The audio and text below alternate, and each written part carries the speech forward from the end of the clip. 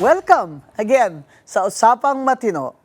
Ngayong araw ay mapalad tayo na naka-invite tayo uli sa ating bisita na dati na nag-explain sa atin dito ng mga economic na sitwasyon ng ating bayan ngayon. Kaya salamat.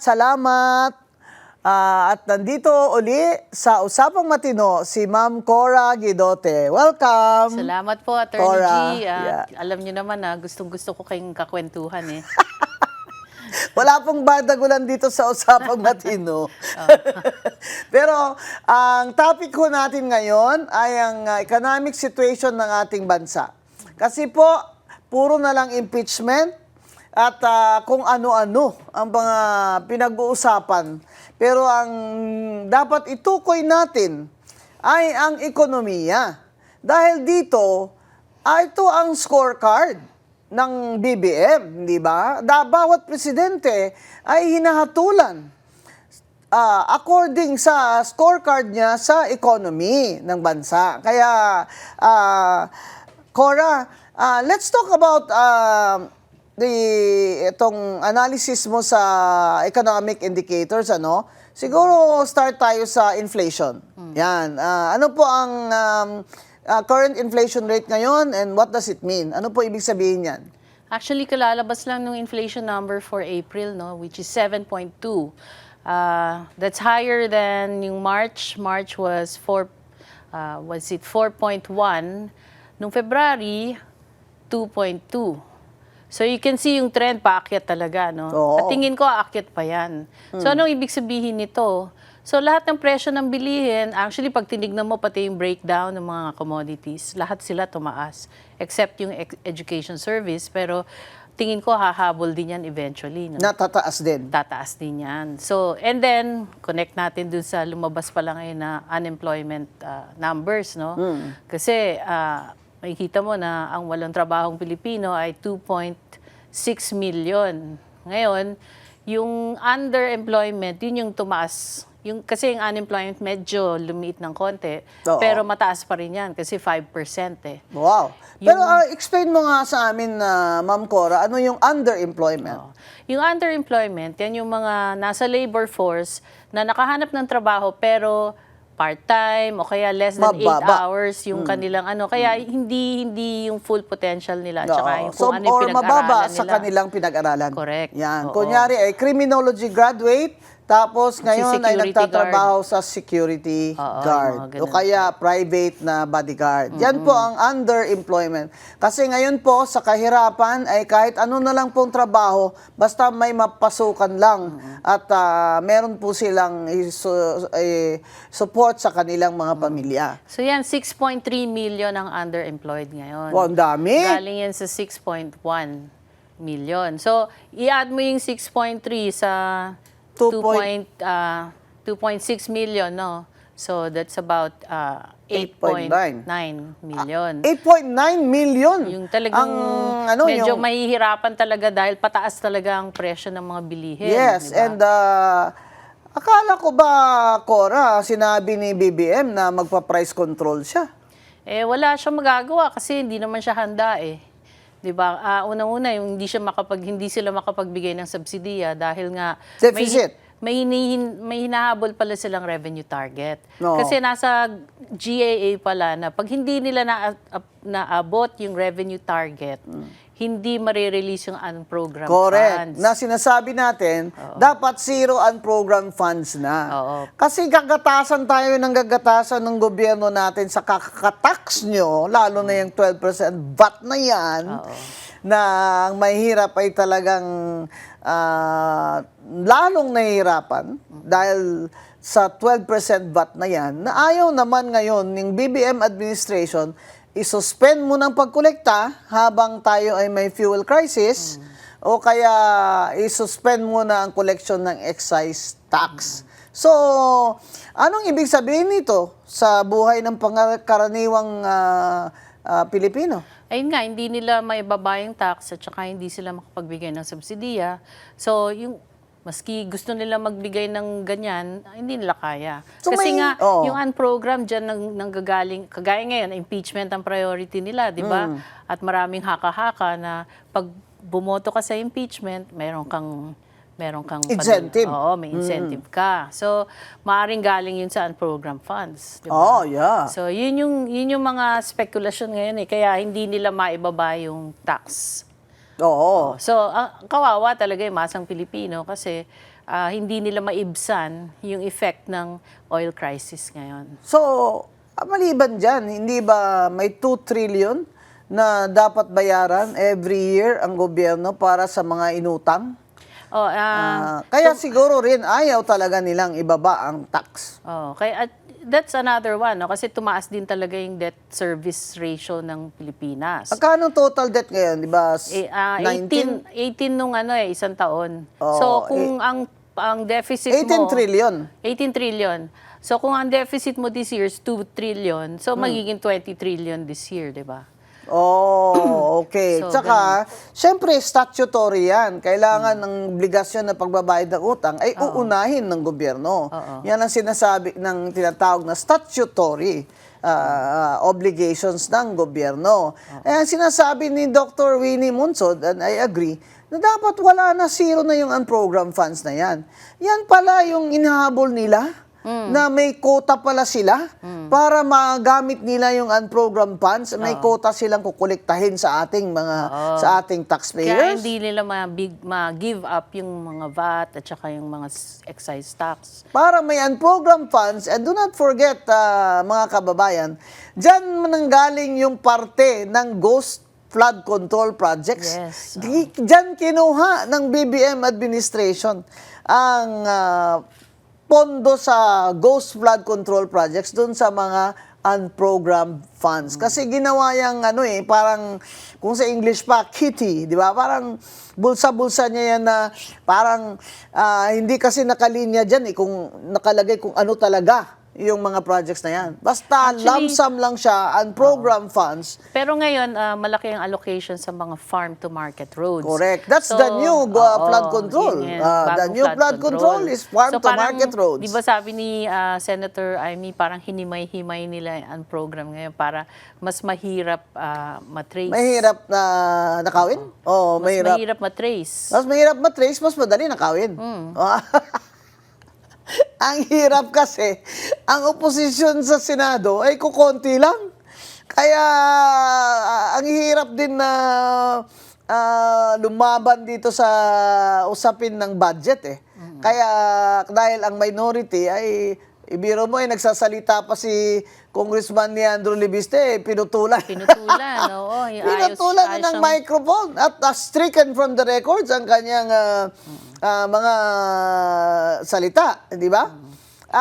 Ang nakikita ko, kung doon sa Senado ay nahihirapan mga opposition senators na i-contradict or expose these vulnerabilities in the budget, imagine that, yan na lang ang natitira sa atin, ang Senado na may mga oposisyon na pwedeng mag-question sa budget na yan. Hanggang ngayon, may unprogrammed funds pa dyan si BBM. Magkano ba yun, Ma'am Cora? Unprogrammed ngayon? Ito. More than, I think, about 900 million pa yata. Or aabot pa ng billion yan. Diba? So, 900 billion. 900 billion. Or, hindi ko na sure pero... It's in billions of pesos. basta billions. Oo.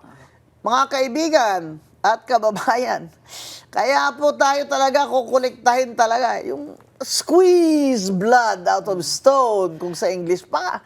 Kasi may hinahabol na quota para mailabas nila, magastos nila ang unprogrammed funds uli. At Kaya alam po na nga, natin, maganda itong ginagawa ninyo kasi na-explain ninyo sa taong bayan kung ano talaga nangyayari sa budget, sa ekonomiya. Kasi mahirap rin intindihin, lalo na kasi ang economics, madalas nasa English yan. No? Oo. So, kailangan talaga natin tagalugin at maipaliwanag sa taong bayan. at itong fuel crisis, dinadaan nila sa ayuda-ayuda, tapos wala namang pababa ng konti, pero palagay mo, Ma'am Cora, ay babalik pa ito sa dating presyo? Ang Ah, gasolina at diesel? Depende kasi ang crudo mataas pa sa yung Brent crude is still $113 per barrel, Yun. no? Nanggaling yan sa 60, 'di ba? So malayo pa yung yung That's kumbaga, almost double. Oo. Oo. At ito ngayon ang Strait of Hormuz, close open. Sasara, ibubuksan. Pero Oo. magtataka ka, Attorney G, kasi yung crudo tumaas ng 60%, pero yung, tama ba? Mga 60% ang tinaas ng crudo, pero yung diesel, 160% ang tinaas. Aray ko. Diba? Eh, yan pa naman ang mga jeepney. Oo. At mga bus. Doon ka magtataka, bakit pinabayaan nilang umakyat ng ganyang kataas yung diesel? Oo, di ba nagrereklamo yung isang tao, nakita ko doon, na sinasabi niya na bakit ganito, ganyan. Hinihimay-himay niya yung numbers. Tsaka mga kababayan, etong fisher folk, crudo din ang ginagamit niyan. Yes. Eh, wala silang ayuda. Mga Kaya yun naman yung ating mga isda sa merkado, ay Matataas na rin, tumataas diba? na rin, di ba? Wala na. Kaya nga lahat yan tataas kasi syempre prime commodity ang langis. Oo. At gasolina. Yes. Mahina ho talaga ekonomiya natin pag may crisis sa langis dahil po i-imbak tayo, di ba? We import.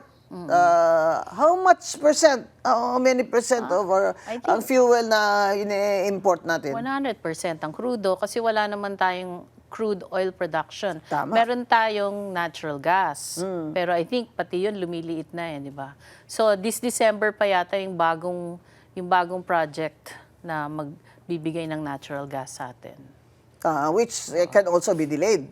Yeah, pwede rin. Hinihimas-himas lang tayo ng BBM administration para huwag tayong masyadong magalit. Sabi, dumating na yung kanyang in-import na fuel galing sa Siberia. Pero hanggang ngayon, hindi mo pa alam kung yan ba ay ma-refine at kailan yan magiging ready sa merkado. Pero, Actually, kung pakinggan mo si Secretary Lazaro ba yun? Sabi niya, they have to make sure na hindi sila masanction ng US. Kasi if they're going to buy from Russia, may mga nakakabit daw na sanction pag hindi inayos yung financial side, no? Yung financial clearance, kumbaga. Kaya hindi ko alam kung talagang makakapag-import sila ulit. Kasi nakapag-import sila ng 2.8 million barrels nung umpisa, yung isang barko ng Russia dumating. Pero yung succeeding imports, parang hindi yata natuloy or something kasi they're afraid of the sanctions. Kasi ang Amerika, ang number one na bibigay ng grants and aids Yes. sa Pilipinas. Tsaka yung At saka ano, number one trading partner. Oo, yung currency, yung kumbaga, yung banking system ba, No. nakatali sa Bank of Dollar. International Settlement and we're tied to the US dollar. At magkano na po ang dollar ngayon? 61.30. Aray ko! Oo. Diba? So, nanghina din yan for many reasons. Unang-una, pag tinignan mo kasi ang dollar, ang inflow niyan, foreign investments, remittances, tsaka bank loans, di ba? So, yung remittances medyo, nanghina rin ng konti. Although tumaas, pero hindi kasing taas ng last year. Siyempre, affected yung mga workers sa Middle East. Yes. Yung outflows, foreign capital flight, bayad sa utang, at saka imports. So, syempre, tumaas ang imports, tapos capital flight. Kasi Oo. maraming investors na turn off. Wala na. Oo. Oo. Actually, pati yung investment inflow, humina talaga. So, kaya, Tapos yung imports, dahil mahal yung dollar, biro mo ang peso mo pag ikaw ay nag-i-import, halos ang maalala kong lowest na doon 50 Ngayon, 61. So, it is now more expensive for you to buy goods. yes, dagdag sa inflation. Yes, import goods because the dollar now is more expensive. Because you import goods using dollars. Lalo ng bigas.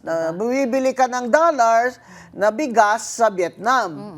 Kaya Thailand. mga kababayan, yung dollar na exchange rate na yan, importante po yan.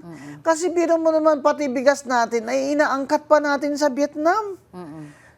Konektado yan iba, lahat Thailand, Oo, konektado lahat. So, yung cost of doing business mo, kunwari, yung peso nga, no? So, kung ikaw foreign investor, Syempre gusto mo yung profits na magagawa mo dito sa Pilipinas, hindi bababa. Kaya lang kung mahina yung piso, pagka rinimit nila yan sa bansa nila, bababa rin yung conversion rate, di ba? Ikalawa, tumaas din ang interest rate. Tinaas ng BSP yung para di ba? Para mag-siphon off daw sila ng off and slow excess down the inflation. Pero it's not going to work now kasi cost push tayo eh. Hindi naman excess liquidity yan kasi mahina ang ekonomiya. At saka yung sinasabi nila excess liquidity, nasa bulsa yun ng mga kawatan. Correct! Nasa Wala- maleta po yun. Wala siya sa Wala sistema. naman po sa merkado yun eh. At saka baka nailabas na sa ibang bansa. At saka, biro mo, at saka binibili na nila ng gold, mga ganun. jewelry, mga... Lote. Alam mo kayong mga magnanakaw kayo ng baba ng bayan, kayo talagang pahirap sa amin eh. Kayo talagang nagpahirap sa mahihirap. Kaya mga kababayan, huwag niyo pong kalimutan na itong nagpapahirap sa atin, ito yung mga magnanakaw sa gobyerno. Kaya yung sinasabi ni Martin Romualdez na hindi ako ang mastermind. Ang sinasabi natin kay Martin, sino sir? Sino? Sabihin mo na sir, para naman kami makatulog naman ng mahimbing na. Kaya ang importante po talaga ay sugpuin ang korupsyon dito sa bansa natin. Kasi, yun na nga sinasabi, paano mo nga naman masaipon yung Bangko Sentral, itataas yung interest rate, ha?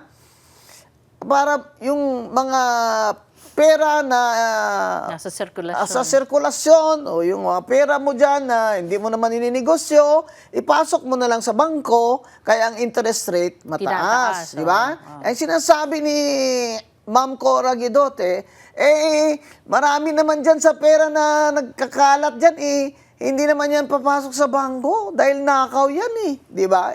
Which is true dito sa situation ng Pilipinas simula pa nung nagka-ghost flood projects kickbackan since 3 years ago. So, anong mangyayari ngayon, Ma'am Cora? Tinaas ang interest rate para kuno mabawasan ang pera dyan sa sistema at para maibsan ang presyo ng bilihin, di ba? Hindi po ba that's a killer formula for recession? Actually, yung tawag ko nga dun sa monetary policy na yan is a beating the dead horse policy. Kasi maski ganong i-whip mo yung kabayo, kung walang gana, di ba? Hindi yan tatayo. So ngayon, Patay na. Patay na. Kaya beating the dead horse nga. So patay na yung kabayo. So hindi mo kailangan yung ganyang policy kasi lalong manghihina yung ekonomiya. Oo. Ganon. Di ba? So kasi magko-convert din yan sa sa inflation. Kasi yung cost ng mga korporasyon na mangungutang, 'di ba? Tataas yung fixed cost nila. Mangungutang sila. Mangungutang sila Kasi ngayon mahina ang stock market. So mahirap mag-raise ng pera sa stock market. Kasi yun yung alternative nila. O kaya mag-i-issue sila ng bonds. Utang din yun, di ba? Nag-i-issue nga ang government. Kaso nag-negative yung ating credit rating. So ibig sabihin, tataas din talaga yung borrowing cost natin. Patay na. Both foreign and domestic. Kasi sa domestic side, tinaas naman ng Bangko Sentral yung interest rate.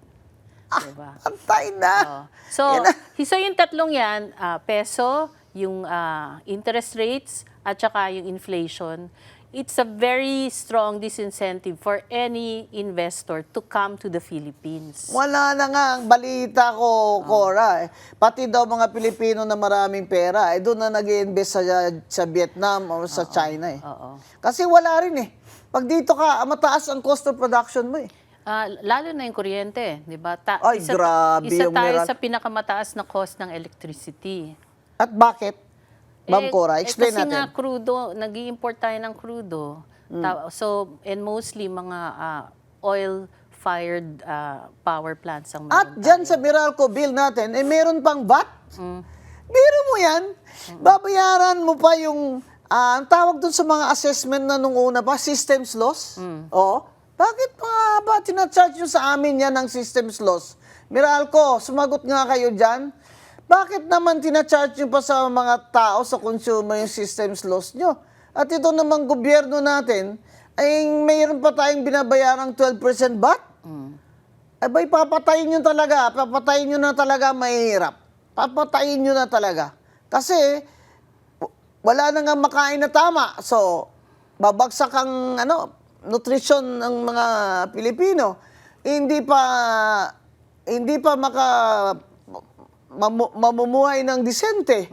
Dahil nga walang kuryente. O, papatay nila kuryente sa bahay nila kasi gabi na. O, paano ako, Nay? Mag-aaral pa ako, mag-wifi pa ako. Hindi na natin kaya yan eh. Wala naman tayong mga library na 24 hours. Ang magnanarrow dyan, yung middle income sector mo. Oo. So, di ba sinasabi niya, at the end of his term, wala na raw magugutom.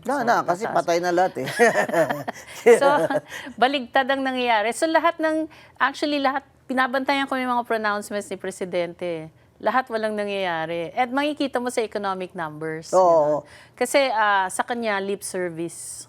Para lang, maibsan nga yung sentiment ng mga tao. Oo, tsaka mamimigay siya ng bigas. Oo, Tapos ganun. 20 weightlifting siya ng bigas. 20 pesos. Hindi papatay mo yung farmer. Oo, patay na rin yung biro mo, binibili daw nila yung palay at 12 pesos lang. Yeah, kaya nga Per kilo. maraming nahihirapan na farmers. Wala na ngang irrigation. Kasi crudo yun eh. To Yes. pump the water eh. Ano ba talaga, BBM? Papatayin mo na ba talaga kami? Pagkatapos nga ng term mo, tama ka na wala nang gutom kasi patay na silang lahat. Kasi ilang taon na siya. 'Di ba? 22, 20, Magpo-4 na. magpo-4 years. So normally, kumbaga lampas na sa kalahating term niya eh. Dapat by this time, positive na yung economic numbers. Kung talagang effective ang economic Kung ginawa program niya. di Kung ba? tamang ginawa ni BBM. Kaso pababa pababa yung trend. So, Palagay mo, Ma'am Cora, may 2 years or less than 2 years si BBM, makakabuelo pa kaya? hindi na. Mahirapan siya. Kasi alam mo yun, di ba yung parang sasakyan na hindi yung pinaandar ng matagal.